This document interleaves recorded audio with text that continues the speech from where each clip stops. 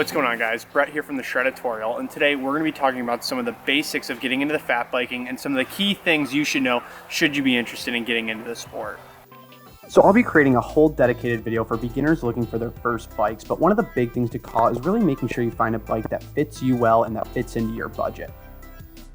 One item that I will recommend is getting a bike with hydraulic disc brakes. These hold up a little bit better than a cold and are a little bit more predictable, which is much more confidence inspiring for beginners just getting started.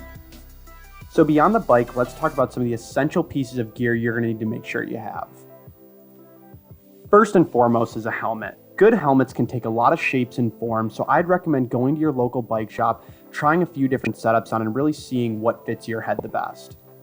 Surprisingly enough, you don't need anything super special for boots beyond something that's going to be warm on your feet and has good grip for the pedals. Biking in the winter does add some additional complications for water, but luckily there's a few brands offering insulated options. Winter riding clothing is something that's truly going to be different for everybody, but one of the best options that I've found for winter fat biking is cross-country ski pants. These are a relatively cheap pair I got off Amazon, but have a nice elastic waist and zipper pocket. For a jacket, I like to run more of a shell style, just something with zipper pockets, some pit zips for if you get warm, and then a nice thin mesh lining.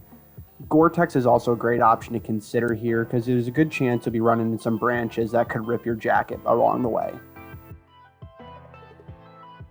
Next are just a few pieces of equipment I personally recommend to improve the overall riding experience.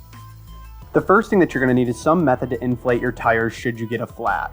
You can get a small pump, but personally I like these CO2 cartridges because they're small and can easily be stored.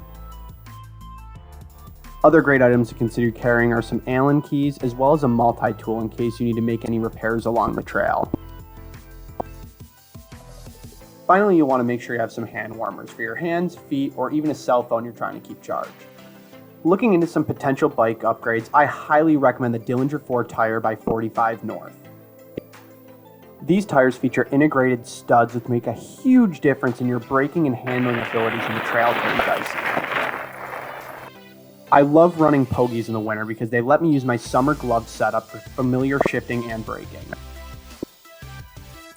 For those of us who enjoy running clipless pedals, there's plenty of options for the winter as well.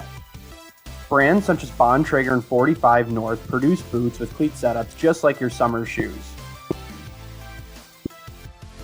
When it comes to storage, I highly recommend some sort of seat or frame bag to store some of your key items.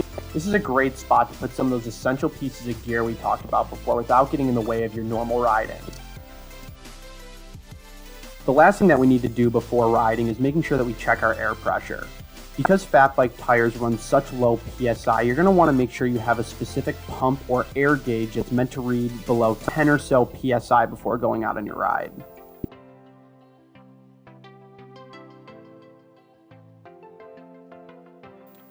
Your exact air pressure will change a little bit depending on the snow conditions, but I recommend somewhere between 5 and 7 PSI.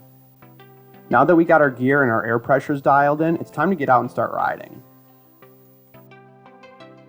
Whether you're an experienced mountain biker or just getting started, I recommend finding some sort of open lake or field. This will provide the best opportunity for you to get a feel for the geometry and handling with the fat tires. From here, feel free to move on to some snow-covered sidewalks or paths, and once feeling comfortable, it's time to get out and start riding the normal bike trails.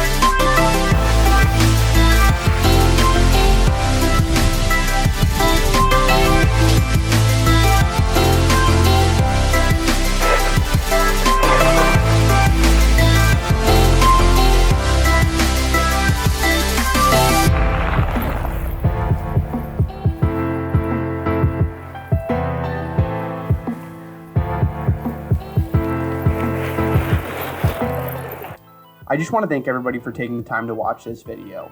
In addition to everything we talked about here, I'll be sure to include links to all the gear discussed down in the description below. If you enjoyed the video, be sure to give us a like. If you want to see more, hit that subscribe button. And if there's anything else you'd like to see different or any ways we can improve, make sure to leave a comment below.